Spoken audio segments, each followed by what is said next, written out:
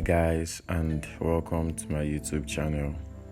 This is Edozie Chimobi, and I'm going to be talking about a novel, The Leader Who Had No Title.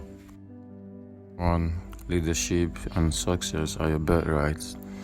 So chapter 1 is mainly talking about a boy, Blake Davis, who lost his parents at a very young age.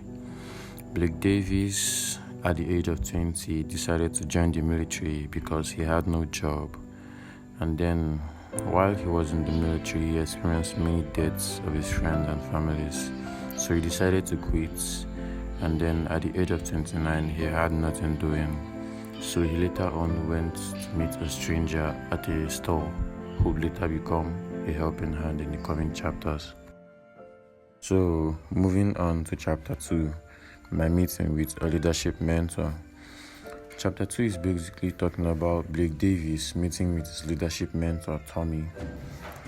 It was on a Monday morning. Blake Davis, who was always reluctant to work, was sitting beside a shelf, sipping coffee in order to avoid doing any serious work, when he got a tap on his back by a stranger who was Tommy, his leadership mentor.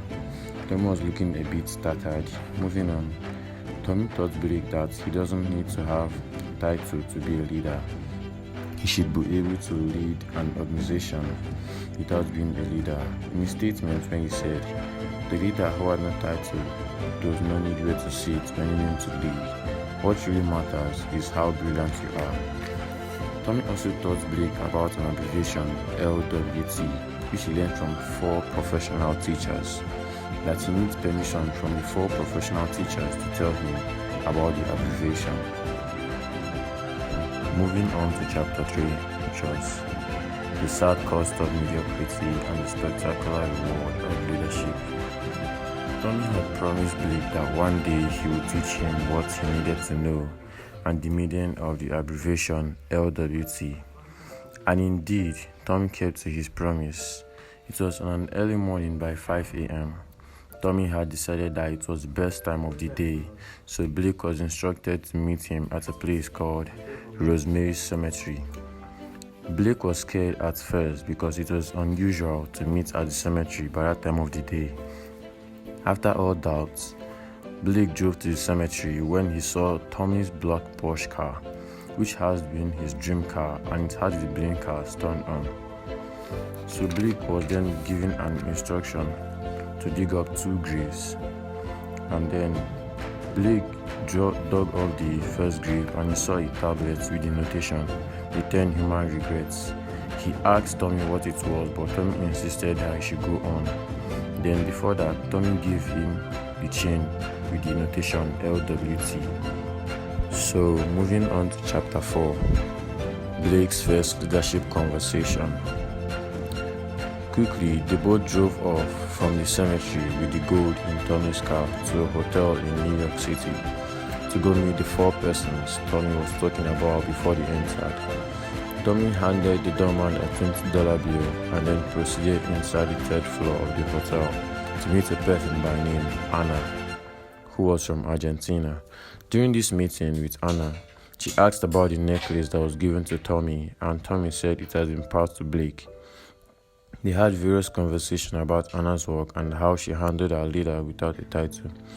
Blake was then handed a napkin to read while Anna went to get them coffee. On the napkin, it was a notation saying the 4 natural powers. After Tommy was done with the natural powers, he was then shown an abbreviation on a mirror, noted image. And then I stands for importance of innovation, M stands for mastery, A, authenticity, G, guts in business, E, ethics. So chapter 5 is talking about the second leadership conversation. Blake was then taken to another special teacher by name T.Y., who was the owner of T.Y. Sloan Sky Shop. T.Y. was introduced as a skier and was very good in it. He was 5 times world slalom skiing champion. He skied deep power into Taos, NY, Mexico. He got to know Blake as the person who fought for his country, as explained by Tommy. T.Y. stated a principle in his word that new conditions call for different techniques. He was also told that when you get to your limits will expand. You won't know how high you can climb if you don't try. He told them in his conversation about how he's carried all of his energy and faith. The more time you spend outside of your zone, the wider it grows. It means you stretch. The more things you do once scared you now feel normal. That was added by T.Y.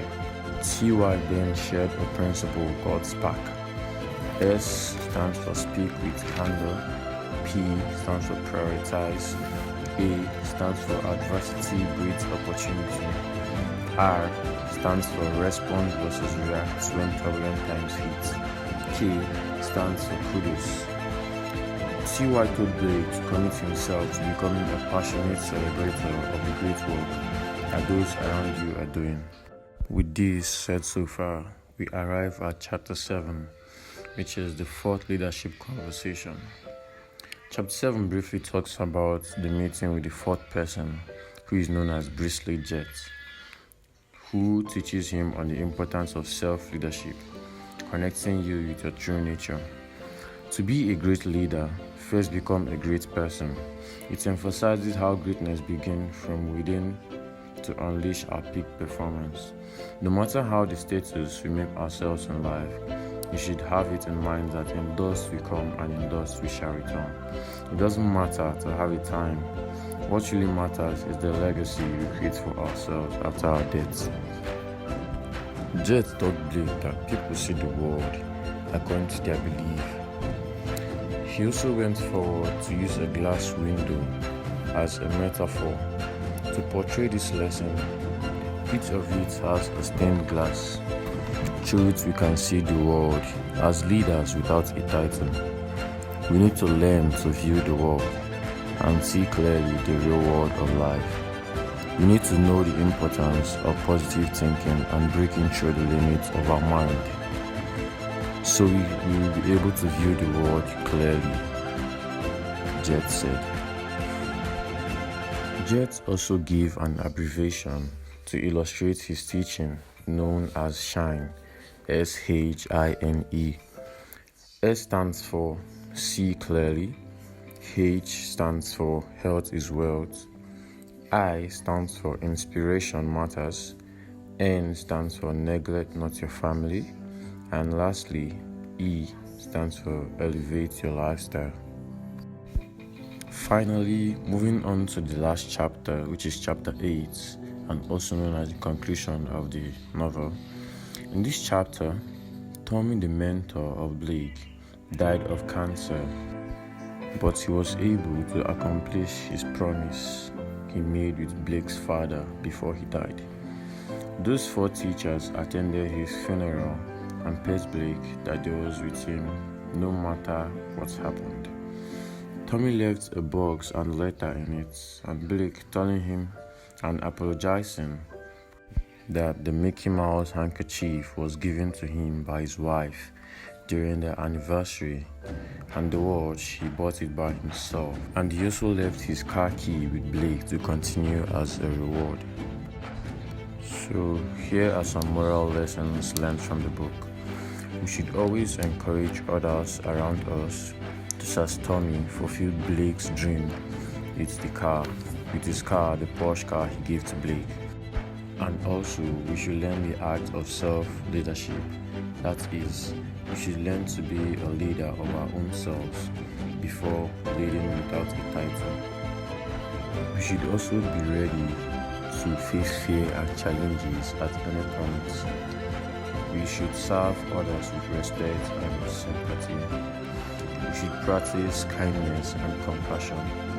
Most importantly, we should learn to live with example. We should also learn that real leaders keep improving no matter what they are facing in life. Another tip is that real leaders also try to improve the lives of people around them. As a leader, you should only have a special goal that you should focus on. Don't be double-minded. Focus on a special goal and you find out that you become excellent in that.